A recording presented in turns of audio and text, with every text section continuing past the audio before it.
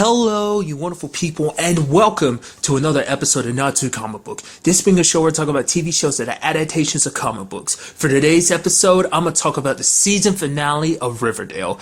A very, very good episode where we kind of pick up a lot of information from like the tail end of the last episode. We end up finding out that whole Mustang situation, it wasn't an accident. Before I was like, oh, that seemed like there's a lot of fishy stuff that goes along with that. Oh, he just happens to overdose. It's like, nope. Clifford actually did kill him because obviously they were behind this whole situation. It was in fact drugs that they're selling, in particular cocaine. Not cocaine, heroin.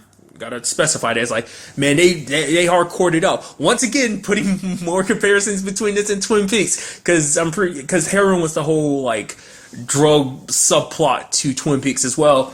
Nevertheless, I know I just can't help it. Because I can't help it because literally everyone makes that comparison to it now. It's like, once, probably if I'd never seen Twin Peaks, which I didn't watch Twin Peaks for the first time until like 2 or 3 years ago. If it wasn't for me watching Twin Peaks, I wouldn't even be able to make this comparison. But not that it's a bad thing or anything like that. It's just kind of interesting. Like I said, with the whole like Machin Amick, which I'm sure I'm still pronouncing her name all the time, and I do apologize for that. Who plays, Alice Cooper, so... But nevertheless, in this episode, we see that basically everything in Riverdale, everyone's trying to be normal again. Like, it's actually pissing Betty off. Not just the town in general, but more so her family. Her family's like Polly and her dad and mom are sitting around just like, oh, laughing it up, ha ha ha. It's like, really? After everything that's went down in this so far, this happened basically the entirety of the show. It's like after everything that's went wrong, all the problems with her family, you're just going to act like it's nothing? Because she's like, basically their family was falling apart before, and now you're acting like it's nothing. It's like we're burying that stuff deep down, and it's like sooner or later something's going to set us off and we're going to explode, and there's no guarantee we're going to be able to come back from it at all. So that's why Betty's worried. At the same time, Jughead's got to worry about the whole situation with Dad, because his dad's being in a situation where, like, it's like, oh, rat out all the people, all the serpents that you work with, because it's like, obviously, because the mayor is cracking down hard. It's like, oh, we won't tolerate drugs in Riverdale, and obviously, like, the serpents are behind us. Like, they're kind of taking the fall in the absence of Cliff. Which, side note, there was never any real big ramifications for the Blossoms in this, like, and I guess that's kind of fitting alongside, I mean, because no matter what the situation is, they're still a prominent family, to the point that even the mayor wasn't even mentioning Clifford's name, and that's what Betty was also pissed about too. It's like, we all know Clifford killed his own son, that he was connected to, he was part of this whole drug thing that's going on. The fact of the matter is he's a part of it, but the mayor won't even admit it, because to her, she wants to kind of keep up the normalcy. And it's like, I guess the Blossom family and their whole legacy of being syrup, pioneers and stuff like that, that was kind of the foundation for a lot of Riverdale. So it's like, if you destroy that limelight, if you destroy that family, all you're going to do is kind of cause more problems, especially with Riverdale being in the imbalance that it is. So everything is saying it's FP that's behind all this, and Serpents, which FP points out, it's like, yeah, we're connected to drugs, but we never do anything hardcore like heroin. We sell like little bits of weed. That's about it. But even then, it's like, even if it wasn't that, I still wouldn't sell out my boys, because the fact of the matter is there's loyalty in everything, which plays into a part later on, but I'll get to that soon enough. And because his dad's in jail, we also find out from the social worker that visits for Jughead is that his mom, and apparently the reason why she didn't let Jughead stay last time is because it sounds like she's a little stretched when it comes to money. So it's not, I brought up this whole thought of like, oh, maybe she has like a secret significant other and something like that before. It's like, no, what the problem is, like, she's running low on money. She probably only has enough to barely take care of her, and Jelly Bean probably can't, afford to have, Jughead around. I mean, granted, not because she doesn't want to, but just because, like, she won't be able to properly take care of him. So, I mean, at least, that's, like I said, giving it a positive spin. Like I said before, I was being very pessimistic, but here I am being a little more positive with that kind of shown through. So, maybe that's 100% the case. Maybe there's a little bit more to it. Maybe it's like what I'm saying now plus mixed with a little bit of what I said before. So, I mean, we'll just leave it at that for now. But, plus also, like, again, as I brought up then, she also didn't know the severity of the situation. It's not like Jughead told her about like what was going on with FP, but nevertheless.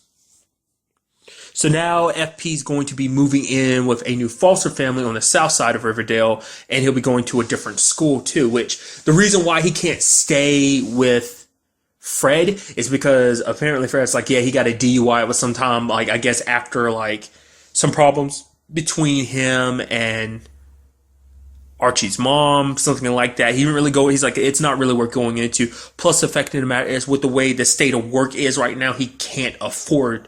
He doesn't have the good an amount, a suitable enough amount of income to show that he can take care of not only Archie but also compensate for Jughead being there too. So, which he feels bad about it, because that's the thing too. Like, Archie at the center of all of this. It's like everyone's going through so much.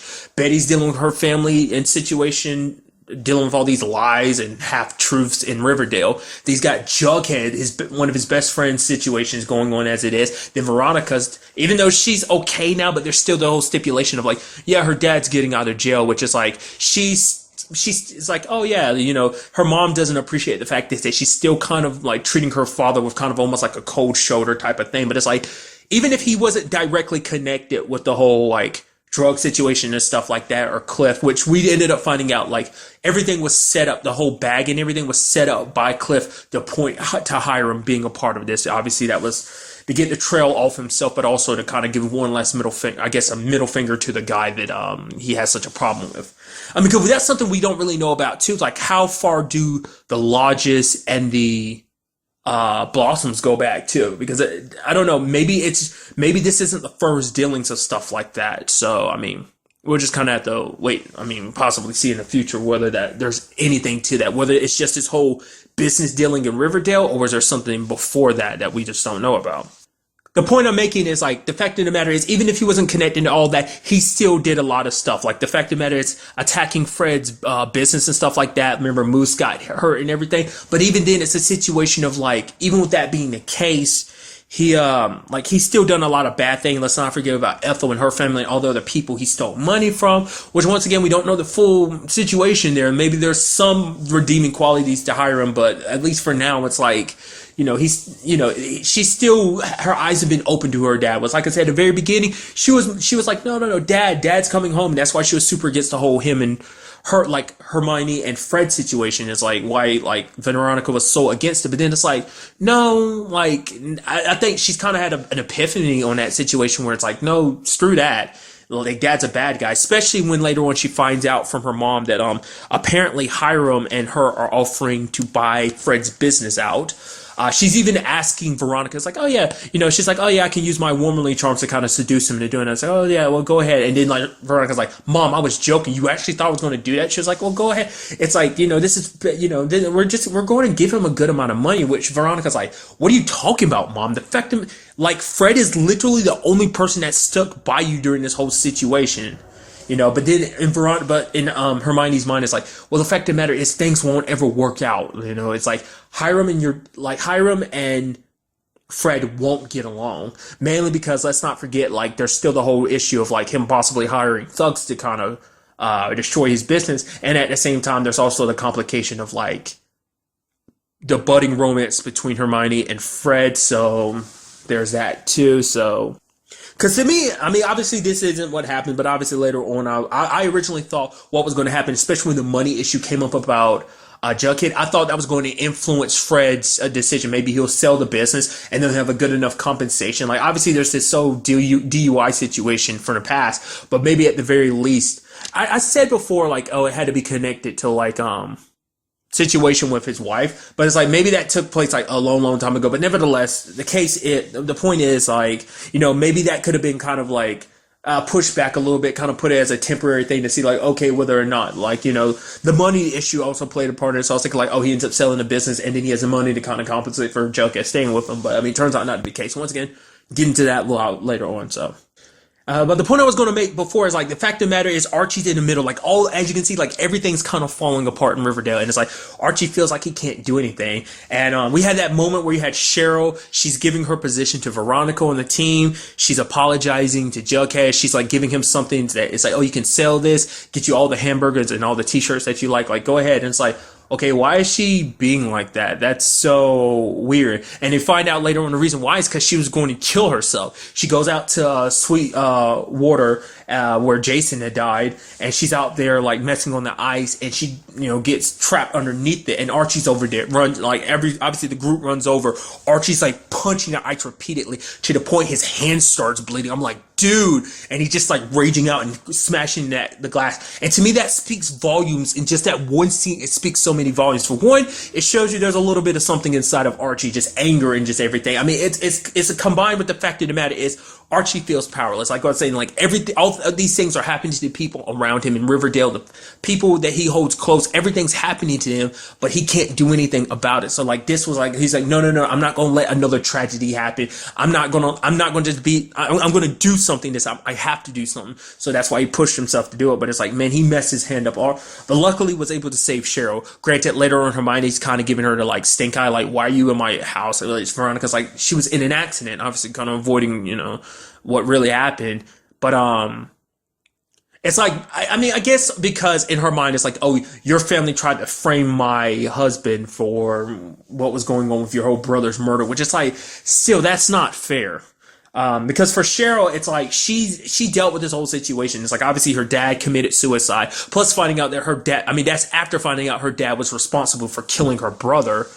And now, like, she's kind of almost being pushed away by her mom. Like, her mom is just kind of like, oh, like, the fact of the matter is you're acting sad and everything, crying. Why? You hated your dad. It's like, it doesn't matter what he did. The fact of the matter is he was still daddy and everything. But it's like, oh, the fact of the matter is our family's cursed. It's like, the fact of the matter is the family's been cursed since brother killed brother. The whole, like, split off between the Coopers, what started the whole situation that would eventually lead to the Coopers separating, like, peeling off from the, Blossoms. But her mom's like, oh, who's going to be the next one on the list? You, me,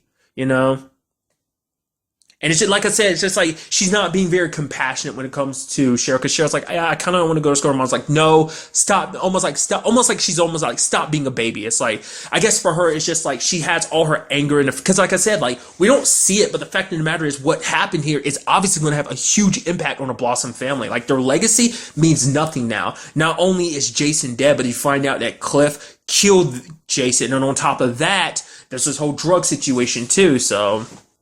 But what we do see is that basically Cheryl burns down the place, because it's like, no, it's like if we're going to blossoms, we're going to rise back up, but we're going to rise. I guess metaphorically speaking, rise from the ashes. Essentially, it's just like that house had too many memories, and it's like, no, she didn't want to stay there anymore, so she burned it down, and her mom's like super pissed about it and everything, because it's like everything that they had was there, and it's like, oh, we'll just have to start from the beginning, because like Cheryl's not going. I guess that because when she was drowning in the ice, she saw kind of like, I guess, an image of her brother, like, her dead brother, Jason, just reaching out for her. So I guess that kind of, I mean, obviously she had an epiphany before. That's why she was selling and giving away all her stuff. It isn't just because of the whole situation of like, because she knew she was going to kill herself. It's because like, it's kind of like how Veronica like didn't want to keep any of this stuff once she found out what her dad was really like. So I think the same thing where it's like, we don't need to keep anything that's a reminder of like our family being built on tragedy and murder. Like, we don't need a legacy built like that. And so she's burning it all to the ground. That's why I'm thinking she was kind of giving stuff away too and acting the way she did. So it's like, anything I earned because of my name as a Blossom means nothing to me now. So, I mean, at least that's how I see it. So we had Archie performing at the Jubilee that the mayor put together. Once again, the mayor not willing to listen to anything. It's like, at one point being like, oh yeah, maybe Jughead shouldn't come. Jughead's obviously he's invited and everything, but it's like, maybe he shouldn't come, all the trying times he's going through with his dad and everything. Well, once again, let's not forget, the mayor completely admitted the fact is I wasn't telling anyone. It's like, oh yeah, Cliff's behind this, that FP wasn't directly behind this. Like, even if Sheriff is pushing him, even though like, FP was like, yo, we're not the ones behind this. We sell weed and stuff like that. We're not connected to this whole heroin situation. To the point, like, obviously, like, Betty tries to speak up the truth, which her parents like, no, don't do that. And it's like, we're telling you not to do that because it's not like we're trying to hide the truth or anything like that. It's because obviously like people are kind of wound up tight. They're attacking serpents. And if people find out that you're a quote unquote serpent lover, then the fact of the matter is like showing like some leniency towards them, especially because in her article, she's like, because she put out the fact is that FP was innocent and everything. So people will kind of turn their rage towards her, which they do. Somebody puts like a message on her, calling her a serpent slut or something like that, and just wrote it in pig's blood too, just being, because all Betty was trying to do was tell the truth that no one else was willing to speak or listen to. So, but like I was getting to, kind of go ahead and saying it, it's like the fact is she ends up speaking in front of the entire school. She ends up saying like, "Hey, Riverdale, we got to do better." The fact of the matter is, like, everything that's happened here is a part of Riverdale. All the people that are involved, Jason, Cliff, they were all part of Riverdale. And it's like, obviously Riverdale has its good side, but it also has its bad side. If we don't try and fix Riverdale, if we don't come together, all we're going to do is possibly lead to Riverdale having a repeat of the Jason situation, or maybe something even worse, foreshadowing. Which a lot of people applauded, but at the same time, you also see the mirror kind of looking down like. But the point I was making, obviously, was that Archie performed a song with, he had the Pussycat support, which we never really got an outright conversation, but it does make you wonder, how did Val feel about it, especially because at that point, her and the other Pussycats walked in on Veronica and Archie making out hardcore. But because initially it was a song that, Josie wasn't all for, but then obviously hearing about what, because it's all about the people in his lives and just everything, like, the tough times the people he cares about is going through. And then, because to me it's interesting, because obviously Josie and Archie weren't on the best of terms when it started off, but to me this is kind of a moment of like, it seems like they're kind of burying the hatchet a little bit. It seems like they're kind of, they've never been on terrible terms, but there was a little hostility there, especially in the beginning. But now it seems like that's kind of eased up. We still never circled back to Josie's whole situation with her dad, like him just up and leaving during the show and stuff like that. So, like I said, it seems like that might, obviously that's kind of influencing why the mirror is the way she is too, but nevertheless. But that whole situation, obviously the whole Veronica and Archie situation, really quickly, since I brought that up, them making out, is it led to an interesting conversation. Obviously, like, they ended up revealing it to Betty, and Betty was like, "Oh, it's okay." Which both of them, like, both Archie and Veronica had to be like, "Are you sure it's okay?"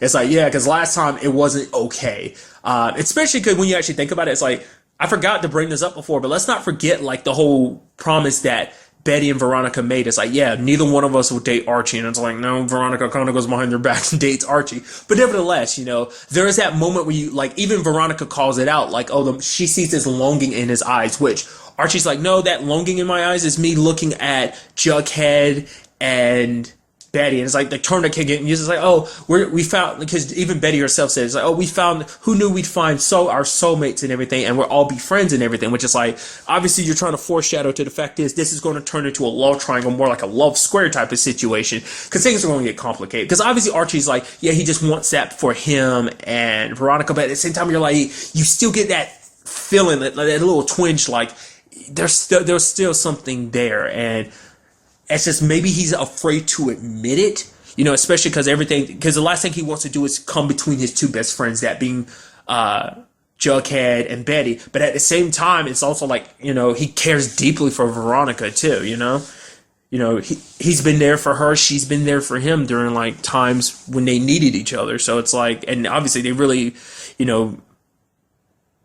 kick it off, because it was kind of an interesting thing. It's just a small thing that we never really got too many like moments between Veronica and Jughead, because she was even trying to talk to him at one, but she's like, Jughead, we're kind of in the same situation. She was like, she's like, we're very similar. He's like, how your dad is getting out of jail and mine's going to jail.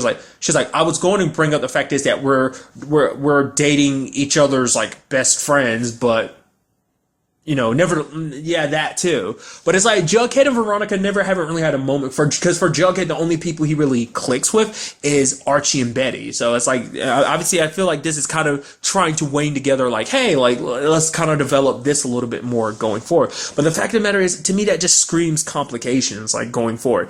Obviously, like I said, love square triangle type of situations. I hope it doesn't turn into that. I hope it is wholeheartedly, like, Archie stays with Veronica, and the fact is Betty and Jug stay together, but I know that's not going to be the case. Obviously, with other developments, I'll quickly bring it up. Obviously, well, the big stinger at the end where do I start? Okay, the big stinger at the end of this episode is that basically Fred is like, yeah, Archie, come to Pops, I have something to talk about. Basically, Archie's in there washing his hands. When he comes back out, the place is being robbed.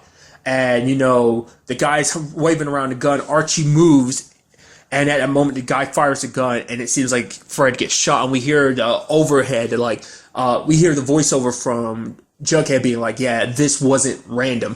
Which immediately, the moment the situation was happening, I was like, Hiram. And that's obviously that's the go-to answer, because it's like Hiram's coming after him because he ended up choosing not to sell his business because he was like, because he got inspired by Betty's speech. He'd be like, no, we have to do better. He's like, no matter what the situation is between me and your husband or me and you, we're still partners in all of this, because it's like, this is a business that Fred built up, with his own hands. The fact of the matter is he was going to pass it down to Archie too. So he's not just going to sell it away. It has merit. It has importance to him. And he's not going to let the complications between him, the little love triangle in itself between him, Hiram, and Hermione, like, compromise that. So obviously everything is pointing towards that. But then again, it's like, the question is, what was Fred going to tell Archie? Was it about the business? Was there something else that he might not have told Archie? Like, it seems like it might be like Fred's dead. I don't know. Maybe we'll end up finding out that it's not the case. I'll go ahead and bring it up. I don't know if this show is being renewed for a second season. I would hope so, because I feel like a lot of people have been talking about the show, and from what I've heard other people talk about, it's like, people are like, yeah, this is actually, it's very good, and which it wholeheartedly is. It's a very good show. I always evolving mystery, and it's just like, what other secrets does Riverdale have hidden away? So, I'm hoping on everything that it is renewed for a second season, especially with that development of like, what does this mean? Is Fred dead? Because obviously Archie's mom is going to want him to leave, but it's like, there's no way I'm going to leave now until I find out who it was that went after Dad, like, get some justice for him. And at the same time, we, like I said, from the very beginning, knew it couldn't have been some random thing. It was like, it had to be purposeful, because it's like, you happen to come there at the moment that out of anyone, Fred and Archie's there. And he waited till, it could have just been a coincidence, but waited until Archie was in the bathroom before he struck and everything. So, I don't know. Maybe he was someone that was spooked. It's like, who is it? Could it be someone that's a serpent, and then it heavily complicates this whole situation? Is this person possibly connected to the old drug things? Like, who, like, once again, we still don't know who actually was supplying him with the drugs, and who's selling the drugs in Riverdale, Because another question that got brought up, obviously, like, is at the end of the episode. Also, we got Jughead being visited by the serpents, because obviously, like, he got close to the serpents. He started kind of acclimating to his new circumstance of, like, moving to the south side, also, like, being there and going to school, and he kind of like befriending everyone, which is obviously weird, because like, he's kind of a bit of a loner back at home, but he's doing that because he's trying to get more dirt. He's trying to figure out, like, who's selling the cocaine, so that basically heroin. I keep doing that. So that he can, get his dad, like, the charges dropped against his dad and everything. But obviously the serpents are like, oh, welcome, Jughead. And Jughead puts on a jacket, and you see him kind of smiling and everything. And you have Betty being like, Jug? Especially because they had a whole moment of, like, him, like, finally admitting, he's like, Betty, I love you. And, she admits that she loves him too. And it's like, just when they were kind of, like, putting down their walls and everything, now they're kind of possibly might get built back up, because obviously the whole point of it is, like, Jughead is getting close to them so he can help out his dad, but at the same time it's like, but you have to be careful. I'm sure that's going to be like, possibly be a future problem. And it's like Jughead having to struggle, like, how long is it, at what point is it you no longer pretending and it's just you slipping into that role? Because even his dad would admit it. It's like, Jughead has a little bit of darkness in him, and he was like, that's why he was like telling Archie, he's like, you and Betty, no matter how much Jughead pushes you away, you need to be by his side, because he needs you. He's strong, but he needs you guys there to kind of help remind him of that. So that's definitely an element, I feel like. That kind of coincides with what I was talking about, the whole love triangle, love square situation. Because if things kind of turn sideways when it comes to Betty and Archie, then that might be enough to push Jughead away and complicate things on that front. And maybe on that front, or maybe it'll just complicate things naturally, because Jughead will start becoming more serpent-like and now make Betty want to distance herself from her. Maybe this whole situation might have a negative effect on Veronica. Maybe if she ends up getting her heart broken, maybe she'll end up becoming just like who she used to be, like who she tried so hard to change and become the Veronica that we know now, during the series. Like, so kind of wanting to reinvent herself. And also, where does Cheryl fall into play and all this? Like, it seems like Cheryl won't be the same person that she's been in this whole season, because it's like, obviously it seemed like her status and her family name held so much high regard to her. It's like, that's the last thing she was holding on to, especially having to deal with this whole Jason thing. But now that her dad is gone and Jason's gone, and now she's kind of burned away the Blossom name, it does make you wonder where she will stand when it comes, like I said, to a second season. Like I said, don't know if it's getting renewed. I really hope so, and I think it would, but I mean, we'll just kind of have to wait and see on that matter. So, like I said, very, very good episode, and it presented a lot of very interesting things that I'd like to see where they would go in the second season.